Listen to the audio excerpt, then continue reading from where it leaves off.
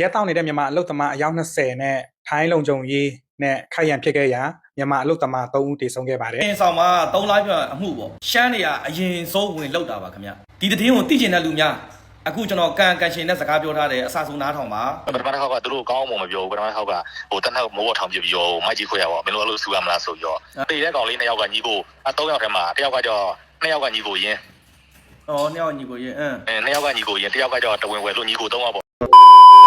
့မင်္ဂလာပါဗျဒီနေ့မှာကျွန်တော်မိတ်ဆွေပေါ်တာတွေမြောက်ပေးခြင်းတဲ့ဗီဒီယိုဖိုင်လေးရတော့ဒါတကယ်ကိုမှစိတ်မကောင်းစရာအကြောင်းအရာလေးပဲဖြစ်ပါတယ်ဒါကျွန်တော်ထိုင်းနိုင်ငံမှာတော့ရောက်လှုပ်ကိုင်နေတဲ့ညီကို3ယောက်တက်ခံရတဲ့ဖြစ်စဉ်လေးပဲဖြစ်ပါတယ်တက်သွားတဲ့သူတွေကကျွန်တော်တို့ထိုင်းနိုင်ငံသားတွေပဲဖြစ်ပါတယ်ဒီနေ့ကြည့်တော့မယ့်ဗီဒီယိုဖိုင်လေးမှာကျွန်တော်တို့ဒီကိစ္စနဲ့ပတ်သက်ပြီးသတင်းအကြောင်းအရာအပြည့်စုံလေးရဲ့အစဉ်အသေးစိတ်ကိုသိတဲ့ညီငယ်တယောက်ကိုဖုန်းဆက်ထားတဲ့ဗီဒီယိုဖိုင်လေးကိုလေကျွန်တော်မိတ်ဆွေတွေဖွင့်ပြပေးခြင်းပါတယ်ဆိုတော့ကဗီဒီယိုဖိုင်အပြည့်စုံလေးကျွန်တော်လိုက်ပါကြည့်ရှုပေးပါအောင်နော်ရက်တောင်းနေတဲ့မြန်မာအလုတ်သမားအယောက်20နဲ့ထိုင်းလုံခြုံရေးနဲ့ခိုက်ရန်ဖြစ်ခဲ့ရာမြန်မာအလုတ်သမား3ဦးတည်ဆုံခဲ့ပါတယ်သတင်းအချက်လိုက်ရ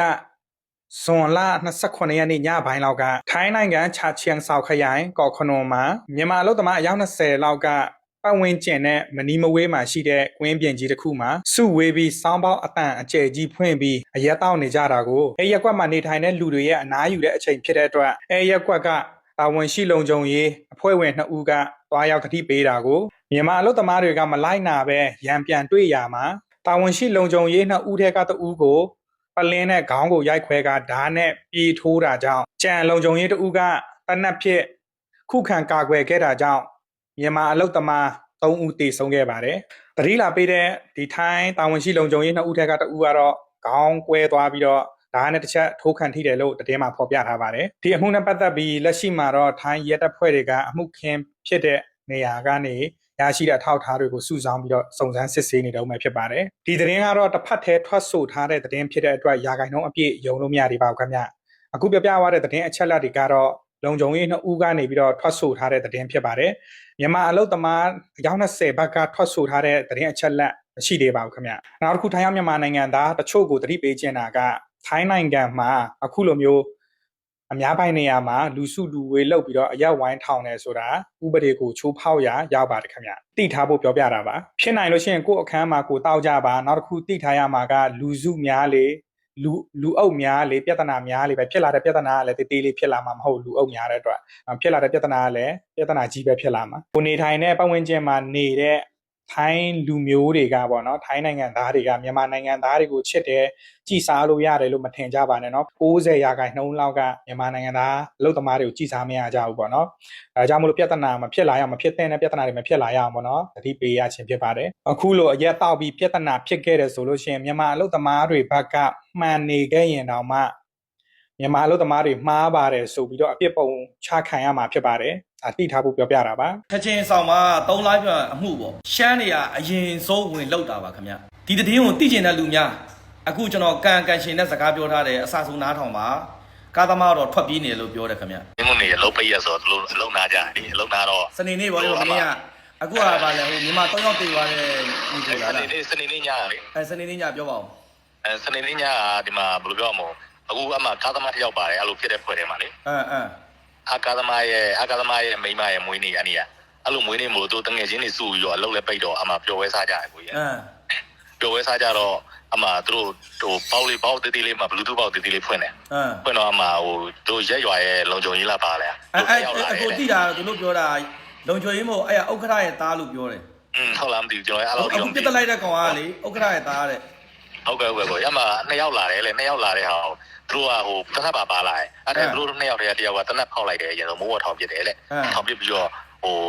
မြန်မာဖွဲ့တွေကအဖွဲ့တွေကမြန်မာ2ယောက်ကိုတယောက်ကိုကြောက်ရေဘက်ကိုလက်တီနဲ့ထိုးရဲတဲ့ဟိုစူရမလားပေါ့ဆိုပြီးတော့နောက်တယောက်ကိုကြောက်ဒီနှစ်ဖူးလက်တီနဲ့ထိုးနှစ်ဖူးကွဲသွားတယ်တဲ့အဲ့တော့ကျန်တဲ့လူတွေကသူတို့လူထီတော့မခံချင်ဘူးအားနဲ့ဟိုအတို့ဝိုင်းရှုပ်ပြီးတော့အမှဟိုဓာတ်နဲ့ထိုးကြရပေါ့ဟိုသူတို့လူလည်းအသွေးထောက်သွားတော့ပြီးတော့အာကာသမားဖွဲ့ကပြန်ပြေးသွားပြီသူတို့ကျန်တဲ့အဆောင်မနေတဲ့ကောင်လေးဖွဲ့ပဲတေးသွားတဲ့ကောင်လေးဖွဲ့ပဲကျန်တော့တာကျွန်တော်တို့ချမ်း2ယောက်ကပြန်လာပြီးတော့သူစိတ်လာခေါ်ရဲတဲ့စိတ်လာခေါ်တော့လူ2ယောက်ကလည်းဒါသူတို့3ယောက်ကအစားတော့မှအဖွဲ့ထဲမှာလူဖွဲ့9ယောက်10ယောက်လောက်ကျန်တယ်ကျန်တဲ့ဟာကို4-5ယောက်လောက်ကအပြင်ထွက်ပြီးတော့ဓာတ်နဲ့ပြေးဟိုတွဲချတာပေါ့ပြောမှဆိုရင်အရှမ်းနေစိတ်လာခေါ်လို့ဓာတ်နဲ့ပြေးထိုးอ่ะ တော့ခေါက်လာရွှေချမ်းနေရစိတ်လာကွာကိုကြီးတော့ပထမတစ်ခေါက်ကသူတို့ကောင်းအောင်မပြောဘူးပထမတစ်ခေါက်ကဟိုတနက်မိုးဝထောင်ပြပြီးရောမကြီးခွဲရပါမင်းတို့အဲ့လိုဆူရမလားဆိုရောသူတို့ဟိုလက်တီးနဲ့ထိုးတယ်ချမ်းနေရောက်ကသူတနက်ပါတယ်ဆိုရောဒီမှာခွဲရလဲအယောက်20လောက်ရှိနေနည်းနည်းတောက်တော့သူတို့ကလူများတော့ဝိုင်းပြီးတော့အရှမ်းတွေကိုရှုပ်ပြီးတော့ပြန်လောက်တာပေါ့သူတို့ကသားနာသွားတော့အားနဲ့သူတို့ထပ်ပြေးသွားရဲလေအဲ့ထပ်ပြေးပြီးတော့ဟိုကားသမားခွဲရလဲပြန်သွားပြီသူတို့လူစုနေနေတဲ့ချိန်မှာနောက်ရှမ်းအရှမ်း4ယောက်လာပြီးတော့အမှသူတို့ဟိုကျန်လာကြရကျွန်တော်ဟိုကျန်တဲ့အားဖွဲ့တွေက3ယောက်3ယောက်ကအတင်းနဲ့ပြေးထော်သွားပြီးတော့ဓာတ်နဲ့ပြေးထော်သွားရဲတဲ့ပြေးထော်သွားရမှာပထမတစ်ယောက်အမှဟိုတက်တူးနဲ့ကောင်လေတက်တူးနဲ့ကောင်တယောက်တနက်ရင်မှန်သွားရဲမှန်ပြီးတော့အမှကျန်တဲ့2ယောက်ကကပြပြနဲ့တနက်ဟိုပြေးတာပေါ့ဇိုး2ယောက်လေတနက်နဲ့ပြေးတယ်ဆိုတော့ပြီးတော့2ယောက်ကပြစ်တာအဲ့တဲ့ခါရဲအခုကျန်တဲ့လူတွေကဘယ်လိုအခုပြဿနာဖြစ်တာကိုအမှုကမလိုက်ကြဘူးလားညီလိုက်ဖို့ကကိုကြီးသူတို့ကအတိဘယ်လိုပြောမှာကိုကြီးသူတို့ကဟိုအတိကျွမ်းသိမရှိဘူးမဟုတ်လေညီတို့ဘယ်လိုကျွမ်းကျင်လဲတတ်တာမဟုတ်သူတို့ကထိုင်းကမဟုတ်လေအဖွဲ့အစည်းကကူညီပေးမယ်လေဗတ်ရှိတဲ့လူတွေပဲလိုက်ပြီးတော့ဟိုဟာဖြစ်ပေးလေဘာမရှိတဲ့လူတွေဒီအမှုကိုမလိုက်နဲ့ပေါ့ဟုတ်အခုကအလောင်းကဒီဘန်ကောက်ထဲမှာလဲမနေ့ကဟိုသူတို့ဖုံးဆက်လာတယ်တဲ့ဟိုအခေါင်းပဲခေါင်းကြိုက်တော့ပေါ့အဲ့တဲ့ခေါင်းရွေရုံနဲ့ခံဒီသူတို့ချက်တင်ဆောင်ရဲ့ဖုံးကြောင်းအလောင်းပြန်ပို့မယ်လို့တော့ပြောတယ်ဘယ်လိုပြောတာမရအောင်ပဲမနေ့ပြန်လိုက်နေရတယ်တဲ့ဘယ်လိုပြောတာအခေါင်းကဘယ်ခေါင်းကြိုက်လဲအကောင်မလေးပြောတာလေမတူအဲ့တက်ကောင်ကလားအဲ့တက်ကောင်မဟုတ်ဘူးအဲ့လိုဖြစ်တဲ့ကောင်လေးရဲ့မိမအဲ့ကောင်မလို့သူတို့ဘယ်လိုပြောမလဲအလောင်းကိုမနေ့ပြန်လာဖို့မယ်လို့ပြောတယ်လေအခုအလောင်းကဘန်ကောက်ထဲမှာအခုချက်ချင်းဆောင်ပြစ်တက်ခံ3ယောက်တချို့တော့ကြံရည်တဲ့မိသားစုတွေရောကျဲတဲ့မိသားစုကတချို့အားအဖွဲ့တွေကပြေးတဲ့ကောင်တွေကပြေးအမှဟိုကောင်မလေးရောက်မှသူပမာလို့ဆိုတာလေကျွန်တော်မပြောဘူးသူဖုန်းနဲ့ပဲလမ်းပြောပြဟိုကြောက်စရာမလိုလေဘတ်ရှိတယ်မလားဘတ်ရှိရင်ကြောက်စရာမလိုလေဘာလို့ကြောက်တာလဲသူကကော်ဆန်အလုပ်ဆင်းကြတာ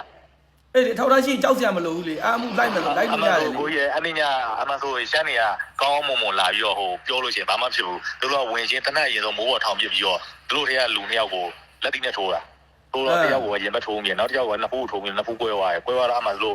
့တေတဲ့ကောင်လေး2ယောက်ကညီကို3ယောက်ထဲမှာ1ယောက်ကကြော2ယောက်ကညီကိုရင်း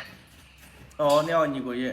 2ယောက်ကညီကိုရင်း1ယောက်ကကြောတဝင်ွယ်လို့ညီကို3ယောက်ပေါ့ပြောတယ်1ယောက်ကတော့ဝင်ွယ်အဲ့တော့ဟိုတက်တူးနဲ့ကောင်ဝင်ွယ်ကျန်တဲ့ဟို2ယောက်ကကိုလေးတေးနဲ့1ယောက်နဲ့သွေးထွက်နဲ့1ယောက်ကညီကိုရင်း2ယောက်လုံးညီကိုနဲ့ရင်း2ယောက်လုံးတေးသွားတာကွာဟုတ်တယ်ကိုညီကိုရင်း2ယောက်လုံးအခုအဲ့ဆိုကားသမားကအဲ့ထက်ကပြေးတာဘယ်ရောက်လို့ရမှမသိဘူးလေကားသမားသိလားကားသမားဘာတူလဲကားသမားတော့ကားသမားအနာမပဲနေရကိုဓာတ်ပုံနေမရှိဘူးလားကားသမားဓာတ်ပုံအနာ CCTV မှာအကောင်လေးရှိသိရတယ်သူကားသမားကားနံပါတ်တွေရောဓာတ်ပုံတွေရောသိရလို့ပြောတာဟုတ်လားမင်းအကိုဒီဖုန်းနံပါတ် line သုံးနဲ့ Viber သုံးနဲ့အကိုပို့လာပေးဒီကောင်ဘာလို့ဒီအမှုမှာတည့်ရခံဘာဖြစ်လို့ဒီကောင်ကဟိုမှာဖြစ်တာတော့ပြေးတာသူကပထမဘယ်လိုပြောမှာကိုပထမတစ်ခေါက်ဟိုအဲ့လိုချမ်းအောင်တို့ဝိုင်းလောက်လိုက်ပြီးတော့ဒီကောင်ရင်တောင်းသွားပြီးတော့ဟိုချမ်းနေရနောက်တစ်ခေါက်ပြန်လာတန်းနဲ့ယူရောနောက်ခေါက်ပြန်လာသူတို့ဖွဲ့ရမရှိတော့ဒီအမှအဆောင်မနေတဲ့ကောင်လေးဖွဲ့ပဲရှိတော့အဲ့လိုမျိုးညီလေးအကို Facebook မှာ live လွှင့်ရင်မင်းတက်ပေးလို့ရမလားဇက်ရိုက်စကားပြောမယ်ဘယ်လိုမျိုးကိုအကိုဆိုင်ဆိုအကိုဘယ်လိုတွေ့တာ Facebook မှာကောက်တွေ့တယ်မလား Facebook မှာအခု live လွှင့်တာအတွက်တို့ TikTok ထဲမှာလည်းအကိုတွေ့တယ်ကျွန်တော်ပတ်စံမရှိကြပါဆိုတဲ့အကောင့်လေးအကိုညီလေးFacebook ကောက်တခြား Messenger ဟိုင်းလာပြီအကိုညီခုနပြောတဲ့ညီလေးပဲဆိုပြီးအကို Facebook မှာစကားပြောမယ်လीနော်ဟိုအကိုကြီးဟိုဘာလို့ကျွန်တော်တို့နည်းနည်းအန်ဒီရရှိလို့ဘယ်လိုပြောမလဲဒီကာသမားဖွဲ့ကိုလည်းအခုပြိတ်ပြလိုက်နေရဲကျွန်တော်ပြောလိုက်လို့ရှိရင်သူတို့ဖွဲ့နေကျွန်တော်ညှိမလို့ကြောက်စရာမလိုဘူးလေအမှန်တရားပြောတာလေအကောင်အဖွဲ့အကောင်ဘလောက်ဟိုပါဖြစ်လို့ဟိုကောင်လေးကိုဖုန်းတစ်ချက်ပြန်ဆက်ပြီးတော့ကာသမားရဲ့ပုံလေးဖုန်းနံပါတ်တွေကျွန်တော်လှမ်းတောင်းပေးမယ်ကိုရတယ်ညီလေးတက်ပြောလေဘာမှမဖြစ်ဘူးလေညီလေးတက်ပြောကြောက်စရာမလိုဘူးဖြစ်ဟိုကိုကြီးမှာလိုက်လွှင့်နေတွေ့ရဲဟိုဘယ်လိုပြောသူတို့ကကိုကြီးလွှင့်နေဟိုတို့ချမ်းနေပြောတဲ့ပုံစံကိုပဲကိုကြီးကပြောပြရလေချမ်းပြောတဲ့ဟာပြောပြရလေအကိုတော့အတိအကျမသိဘူးလေဒါပေမဲ့ငါတို့ဘက်ကလောက်တယ်ဆိုတော့မဖြစ်နိုင်ဘူးဒါပေမဲ့ငါတို့ဘက်ကစုတယ်ဆိုတော့ဖြစ်နိုင်တယ်ဥပမာပြောပြတာပေါ့နော်ကိုကြီးအဲ့ဒီကသူတို့အလုံးနိုင်ရဆိုတော့အာသမားရဲ့မိမရဲ့မွေးနေ့ဆိုတော့သူတို့ပျော်ဝဲစားကြရကိုကြီးရဲ့ပေါက်တေးသေးလေးပါမှာပုံနံပါတ်ပေါက်ပါပေါက်မဲလေးကြီးမလည်းမဟုတ်အပေါက်သေးလေးနဲ့ဖွင့်တာသူတို့ကဝင်ချင်းဟိုကောင်းဖို့မပြောပဲတနက်တစ်ချက်ရင်ဖောက်တယ်တနက်ဖောက်ပြီးတော့သူဟိုတနက်ဖောက်ပြီးတော့သူတို့လက်တီးနဲ့ထိုးရပေါ့ကလန်ဆန်ပြောတဲ့လူသူတို့ကရင်စားလောက်တာကိုသူတို့ကလောက်တော့ဟိုကလည်းညီကို2ယောက်ဆိုကိုရဲ့သူ့ကိုကခေါင်းကွဲသွားတယ်တို့ထိုးလိုက်တာအခုကွဲသွားတယ်ကိုရဲ့တပူကသူ့ညီကလည်းမခံနိုင်ဘူးအမှဖြစ်ကုန်တာသူတို့ကဟိုညီကိုဘယ်လိုပြောအောင်နည်းနည်းတာသူ့ချင်းသားချင်းတွေပဲတစ်ဖွဲ့တော့အေးပေါ့ဟိုကကာသမားလုံးဝခေါင်းဆောင်လိုက်တယ်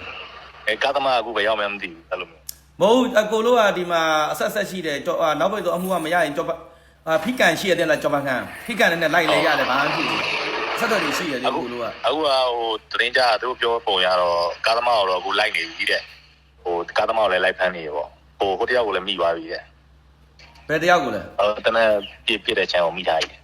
တနက်နဲ့ပြစ်တဲ့ရှမ်းအောင်ညီလေးတကယ်လို့ဟာဖြစ်ရင်တက်လာပြီလို့ရမလားကြောက်စရာမလိုညီလေးမကြိုက်တဲ့ချိန်ငါ့ကိုဖုန်းငါကောက်မှအပ်လာခဲ့အကောင်နဲ့ပြဿနာရှာလို့မရအောင်ညီလေး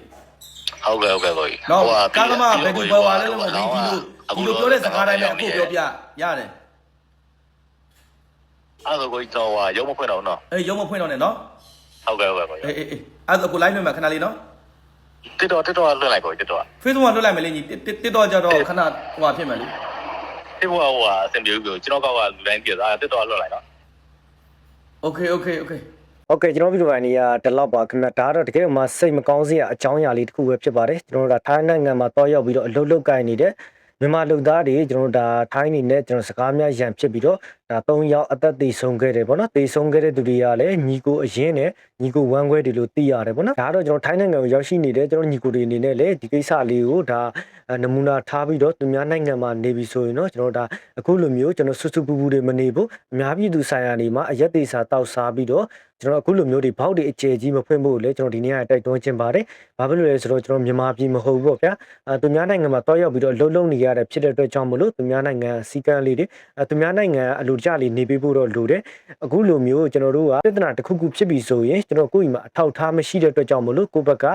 တက်လက်ခံသေးတယ်နောက်ပြီးရင်ကိုယ့်ဘက်ကဘာမှနစ်နာခြင်းကြော်ခြင်းမရမယ့်အနေအထားမျိုးရောက်ရှိနေတယ်ပေါ့နော်ဒါကတော့ကျွန်တော်ထိုင်းရောက်ရှင်မြန်မာတွေအနေနဲ့တတိထားလို့ရအောင်တင်ဆက်ပေးခြင်းပဲဖြစ်ပါတယ်သတင်းထူးများရှိရင်လည်းကျွန်တော်ပြန်လည်ပြီးတော့မျှဝေပေးပါဦးမယ်နောက်တစ်ဗီဒီယိုမှာကျွန်တော်ပြန်လည်ဆုံတွေ့ကြမယ်နော်